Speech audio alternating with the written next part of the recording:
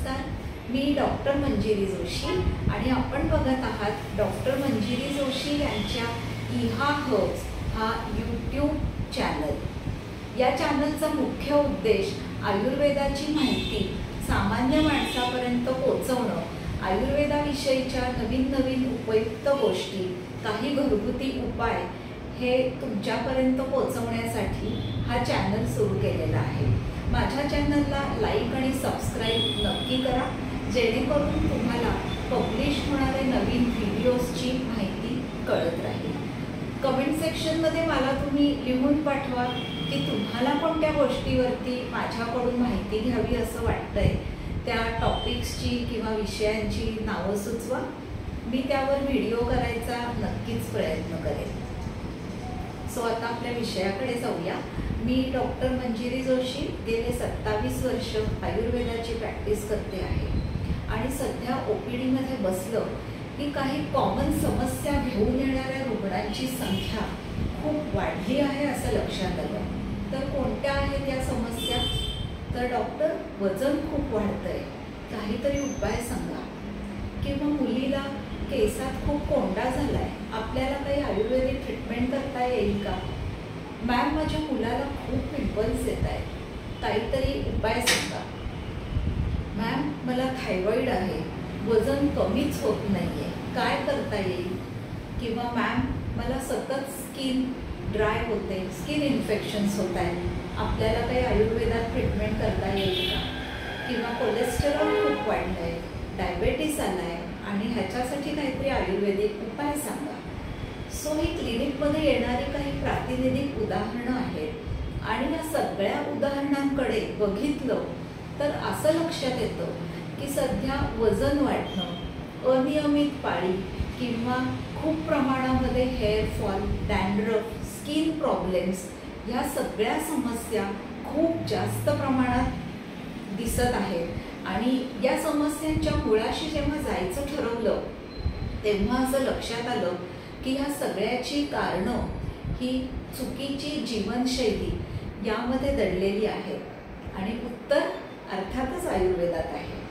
आयुर्वेद ही भारताने जगाला दिलेली नितांत सुंदर देणगी आहे आणि हे 5000 वर्षापूर्वीचं शास्त्र आणि त्यात सांगितलेली त्याची फंडामेंटल्स हे आजही तितकेच उपयुक्त आहे। मुळात आयुर्वेद या शब्दाचा अर्थ बघायला गेलो तर यामध्ये आयु आणि वेद असे दोन शब्द आहेत। आयु म्हणजे आयुष्य आणि वेद म्हणजे नॉलेज किंवा ज्ञान। सो आयुष्याचं ज्ञान सांगणारं जे शास्त्र ते म्हणजे आयुर्वेद। मुळात आयुर्वेद हे फक्त शास्त्र नसून ती एक जीवनशैली आहे असं मी म्हणेन। आणि या आयुर्वेदाविषयी तुम्हाला जर अशीच नवीन माहिती जाणून घ्यायची असेल तर मगाशी सांगितल्याप्रमाणे चॅनलला लाईक आणि सबस्क्राईब नक्की करा आणि व्हिडिओच्या कमेंट सेक्शनमध्ये जाऊन मला तुमच्या काही शंका असतील, तुमचे काही प्रश्न असतील तर नक्की विचारा, मी त्याचे उत्तर देण्याचा प्रयत्न करेन। Now coming back to our topic, जसं मी म्हटलं आयुर्वेद ही एक जीवनशैली आहे आणि ही जीवनशैली आपण आत्ताच्या आपल्या आयुष्यात कशी अडॉप्ट करू शकतो याविषयीची माहिती मी तुम्हाला देत राहणार आहे।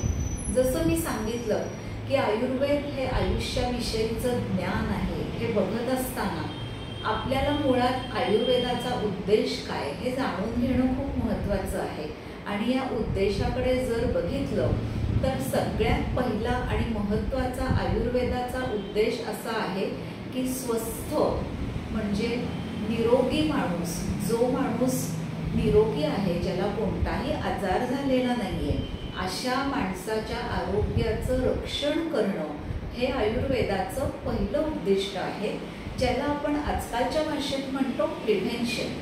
Prevention is better than cure हे आयुर्वेदाला 5000 वर्षापूर्वीच माहिती होतं आणि म्हणून आयुर्वेदाने पहिल्यांदा स्वस्थ माणसाचं रक्षण करा, स्वास्थ्याचं, हा पहिला उद्देश। आणि दुसरा उद्देश आतुरस्य व्याधी चिकित्सा।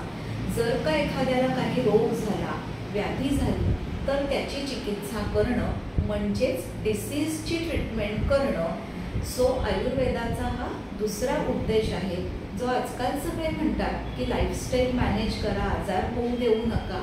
पण ह्या गोष्टी तर आयुर्वेदामध्ये 5000 वर्षापूर्वीच आपल्याला सांगून ठेवल्या आहेत. आता मुळात पुन्हा प्रश्न येतो की स्वस्थ कोणाला म्हणायचं, निरोगी कोणाला म्हणायचं, हेल्दी म्हणजे काय. सो शरीरामध्ये फक्त व्याधीचा अभाव किंवा डिसीज फ्री असणं म्हणजे तुम्ही स्वस्थ आहात का, तर नक्कीच नाही. आयुर्वेद असं सांगतो की स्वस्थ किंवा निरोगी कोणाला म्हणायचं, तर ज्याच्यामध्ये शरीराबरोबरच आत्मा आणि मन हे सुद्धा निरोगी आहेत, त्याला आपण स्वस्थ किंवा निरोगी म्हणणार आहोत. मुळात आपल्याला आयुर्वेदात असं सांगितलंय की व्याधीचा अभाव असलेलं हे बाह्य शरीर, त्याच्याचबरोबर तुमचं मन प्रसन्न असणं, आत्मा संतुष्ट असणं म्हणजे तुम्ही निरोगी आहात. आता ही व्याख्या जर का सगळ्यांना लागू करायची ठरवलं, तर मला असं वाटतं की या जगामध्ये सध्या कोणीच निरोगी किंवा स्वस्थ नाहीये. रामदास स्वामींनी एका श्लोकामध्ये म्हटलंय, जगी सर्व सुखी असा कोण आहे, विचारे मना तूची शोधून पाहे. याच धर्तीवरती मला असं वाटतं, जगी पूर्ण निरोगी असा कोण आहे, विचारे मना तूची शोधून पाहे. आपले शरीर, आत्मा आणि मन या तिन्हीने स्वस्थ निरोगी आहोत का आपण?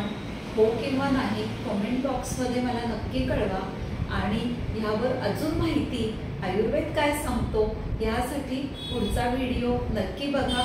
चॅनलला सबस्क्राईब जरूर करा आणि बघत राहा डॉक्टर मंजिरी जोशी यांचा इहा हर्ब्स हा यूट्यूब चॅनल. नमस्कार.